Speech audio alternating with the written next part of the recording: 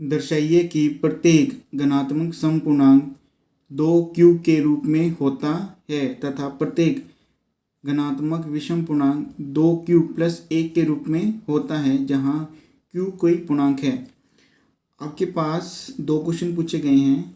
धनात्मक समपूर्णांक मेरा 2q के रूप में होते हैं, धनात्मक विषम पूर्णांक मेरा 2q प्लस 1 के रूप में होता है।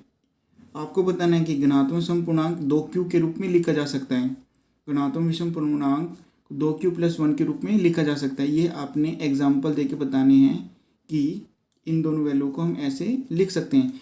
फिर वो कहता है कि जो q है वो मेरे पास एक पूर्णांक है। सबसे पहले हम बात करेंगे हमारे पास पूर्णांक क्या होता है, धनात्मक समपूर्णांक क्या होते हैं, धनात्मक विषम पूर्णांक क्या होते हैं। अगर मैं पूर्णांक की बात करूं, पूर्णांक को हम इंग्लिश में कहते हैं इंटीजर्स,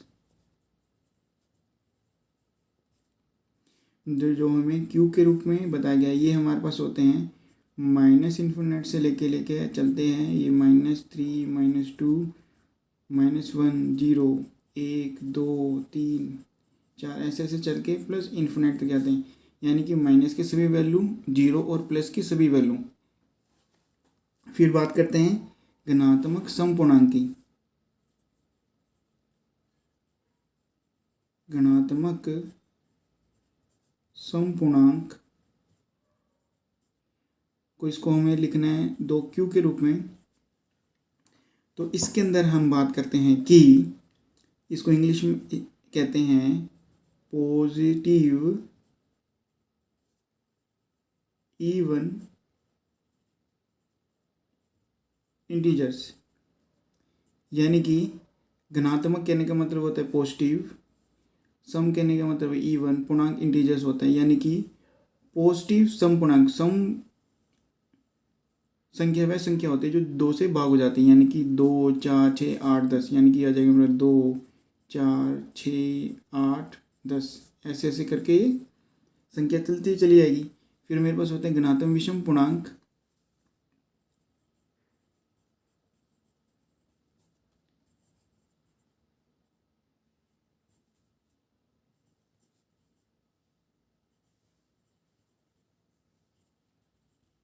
इसको हमें लिखना है 2q प्लस 1 के रूप में। इंग्लिश में इसको कहते हैं पॉजिटिव और इंटीजर्स। विषम संख्या वह संख्या होती है जो 2 से भाग नहीं होती है और पॉजिटिव होनी चाहिए और इंटीजर के अंदर होनी चाहिए, यानी कि पूर्णांक के अंदर होनी चाहिए। वो हमारे पास हो जाएगी 1 3 5 7 9 11, ऐसे करके ये चलती चली जाएगी। क्वेश्चन हमें कहता है कि आपने बताना है धनात्मक समपूर्णांक 2q के रूप में लिखा जा सकता है। तो अगर बात करें हमारे पास है 2 4 6 8 10, इसके लिए हम इस्तेमाल करेंगे यूक्लिड विभाजन एल्गोरिथम।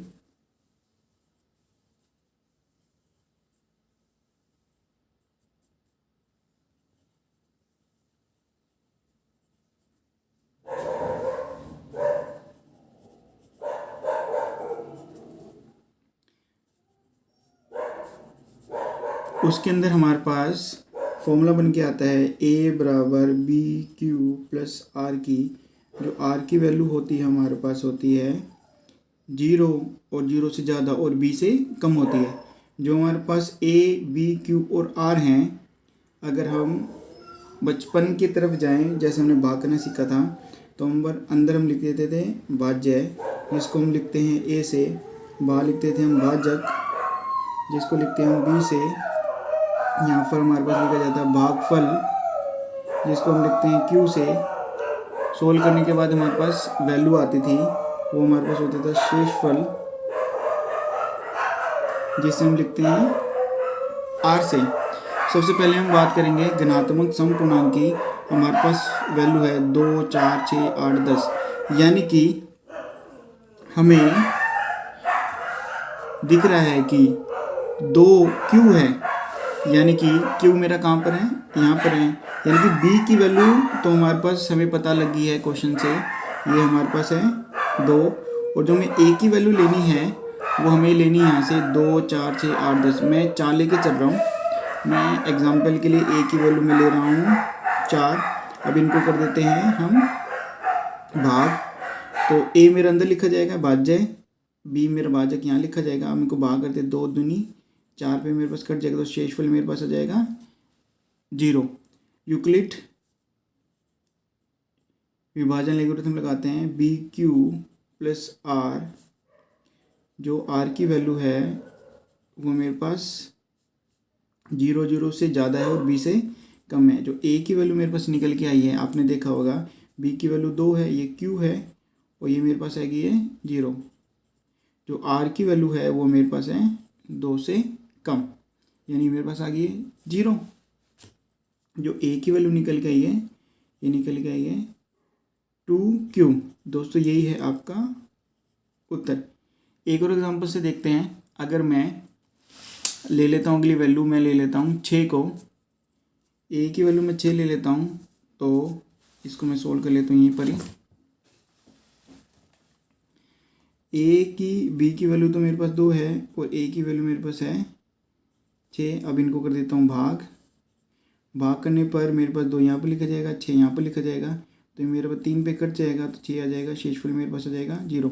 तो दोस्तों वही वैल्यू आपके पास निकल जाएगी, जो ए बराबर था ये मेरे पास आ जाएगा 2Q ही आ जाएगा। आपने देखा कि मैं वैल्यू ले रहा हूँ 2, 4, 6, 8, 10, यानी कि घनात्मक समपूर्णांक की वैल्यू ले रहा हूँ। जो मेरा आंसर निकल के आ रहा है वो 2Q और मेरे पास 2Q निकल के आ रहा है, यानी कि क्वेश्चन मुझे क्या कहता है कि घनात्मक समपूर्णांक मेरा 2Q में लिखा जा सकता है। हमने बता दिया एग्जाम्पल से कि हाँ, हमारे पास घनात्मक समपूर्णांक को हम 2Q के रूप में लिख सकते हैं।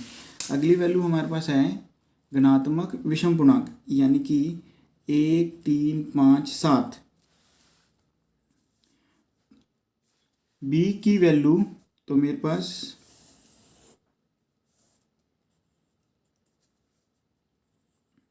दो ही रहेगी, ए की वैल्यू मैं ले रहा हूँ 3। अब मैं इनको कर देता हूँ भाग, तो 3 तो मेरा यहाँ पर लिखा जाएगा, 2 मेरा यहाँ पर निकल जाएगा, तो मेरे पास जाएगा 2 एकम 2 पे, तो मेरे पास शेषफल आ जाएगा 1। तो इसी चीज़ को मैं यूक्लिड विभाजन से लिखता हूँ, ए बराबर है बी क्यू प्लस आर के।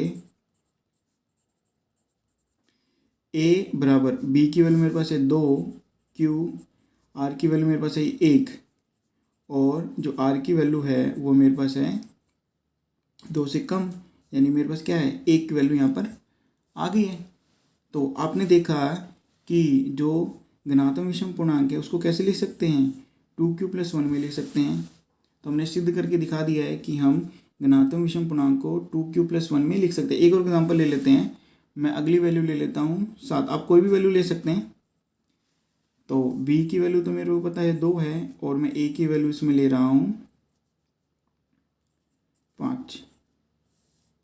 तो मैं 5 यहाँ लिखूँगा, 2 यहाँ लिखूँगा, तो ये मेरे पास कितने कट जाएगा, 2 दूनी 4 पे वैल्यू कट जाएगी, तो मेरे पास शेषफल आ जाएगा 1।